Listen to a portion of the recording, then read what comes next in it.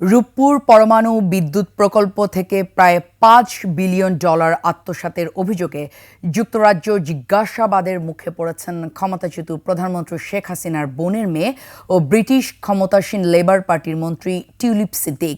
British সংবাদ মাধ্যম বলছে, টিউলিপ সহ অন্যদের বিরুদ্ধে তথ্য প্রমাণ সংগ্রহ করছেন তদন্ত কর্মকর্তারা। আগামী কয়েক সপ্তাহের মধ্যে চিঠি দেয়া হবে তাদের। এদিকে নতুন করে টিউলিপ সিদ্দিকের বিরুদ্ধে $100 কোটি অস্ত্র চুক্তিতেও দুর্নীতির অভিযোগ উঠেছে। বিস্তারিত দুলি মল্লিকের ডেস্ক রিপোর্টে। যুক্তরাজ্যে অর্থ মন্ত্রণালয়ের ইকোনমিক সেক্রেটারি টিউলিপ সিদ্দিক।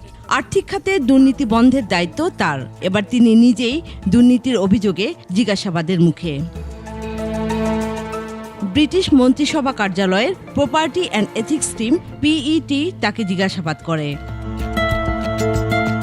এ নিয়ে বিভিন্ন ব্রিটিশ গণমাধ্যমে প্রকাশিত প্রতিবেদনে বলা হয়, বাংলাদেশের রূপপুর পারমাণবিক বিদ্যুৎ কেন্দ্র প্রকল্পে দুর্নীতির সঙ্গে যুক্ত থাকার অভিযোগ নিয়ে টিউলিপকে বেশ কয়েকটি প্রশ্ন করা হয়।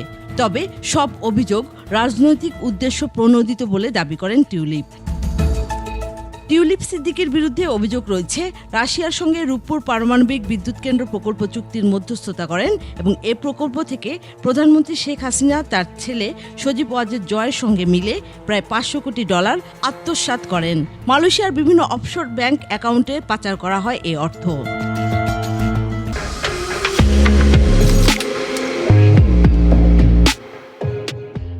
এ নিয়ে এরই মধ্যে তথ্য প্রমাণ সংগ্রহ শুরু করেছেন বাংলাদেশের দুর্নীতি দমন কমিশন। আগামী কয়েক সপ্তাহের মধ্যে অভিযুক্তদের চিঠি দেওয়া হবে। এদিকে রুশ অস্ত্র ও সামরিক উপকরণ কেনার জন্য $100 কোটি ঋণ চুক্তি নিয়ে নতুন করে প্রশ্নের মুখে পড়েছেন টিউলিপ সিদ্দিক। সংবাদ মাধ্যম দ্য ডেইলি মেইল এ নিয়ে প্রতিবেদন প্রকাশ করে। দুলি মল্লিক, ডেস্ক রিপোর্ট, 21 টেলিভিশন।